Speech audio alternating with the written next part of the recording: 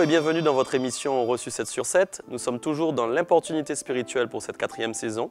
Et nous avons vu ensemble dans les émissions précédentes que l'importunité, c'est d'abord un effet de fatigue. Deuxièmement, dans un temps imparti qui est un temps continu. Et en fait, dans une action qui est incorrecte ou encore inconvenable. Et nous avons vu que Jésus-Christ lui-même a prêché cette dimension de prière pour obtenir des résultats.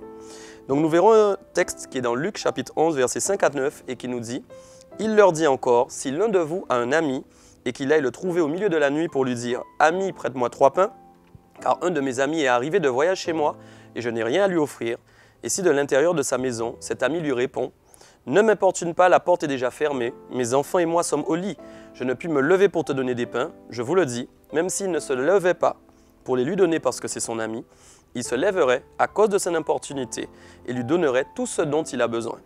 Et moi je vous dis, demandez et l'on vous donnera, cherchez et vous trouverez, frappez et l'on vous ouvrira. » Premier point, importunez Dieu la nuit. Pourquoi la nuit? Imaginez que quelqu'un vienne à minuit pour sonner chez vous. Je pense évidemment que vous allez vous demander, mais qu'est-ce qui se passe?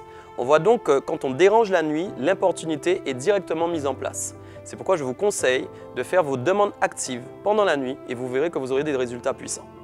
Deuxième point, importunez Dieu au-delà de votre positionnement. De quel positionnement je parle? Le positionnement de l'ami. On voit dans le texte effectivement que c'est un ami qui vient déranger un autre ami. Parfois, vous aussi, vous essayez de joindre quelqu'un de proche et vous n'arrivez pas à le joindre parce qu'il n'est pas disponible. Je ne suis pas en train de dire là que le Seigneur n'est pas disponible puisqu'il reste disponible à tout moment. Mais simplement, l'importunité est plus importante en fin de compte que le positionnement que vous avez dans la relation avec Dieu.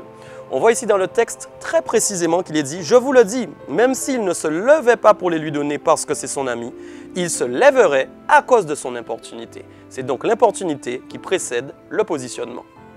Troisièmement, le moment inopportun fait Dieu se lever. Évidemment, quand on dérange quelqu'un en pleine nuit, il sera obligé de se lever de son sommeil et sortir de son lit. Le psaume 68, verset 2 nous dit « Dieu se lève, ses ennemis se dispersent et ses adversaires fuient devant sa face. » Il est donc très important de faire Dieu se lever pour nous afin qu'il combatte pour nous. Donc là aussi, n'hésitez pas à l'importuner en pleine nuit afin de le faire se lever pour combattre et vous aurez de grandes victoires. Quatrièmement, l'importunité vous fait sortir de vos sentiers battus.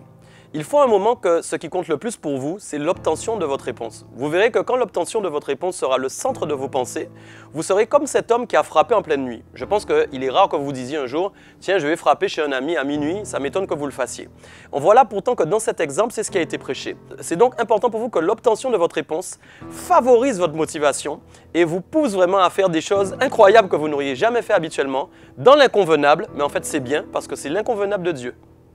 Cinquièmement, l'importunité va vous permettre de tout obtenir et je vais même dire, voire plus.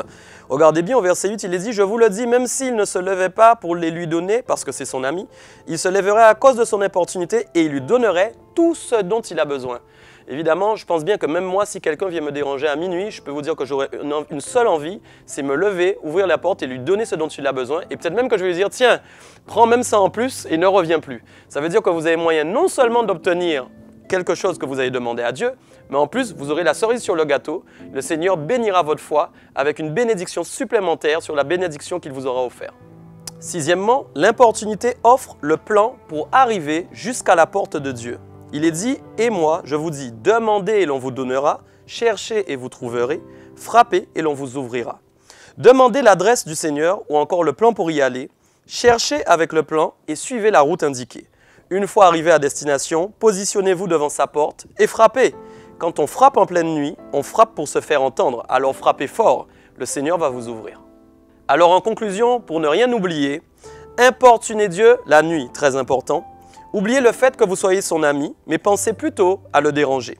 Utilisez ce moment inopportun pour faire le Seigneur se lever pour vous et combattre vos ennemis. Sortez de vos sentiers battus, de vos vieilles habitudes, de vos restrictions humaines et ne réfléchissez pas. Criez à lui de toutes vos forces. Sachez qu'avec l'importunité, vous obtiendrez tout ce que vous avez demandé, voire plus. Avec l'importunité, vous serez à la porte de Dieu pour frapper et il vous ouvrira, soyez-en sûrs. Voilà, Reçu 7 sur 7, c'est terminé pour ce mois-ci avec cette saison de l'importunité spirituelle. On se retrouve le mois prochain.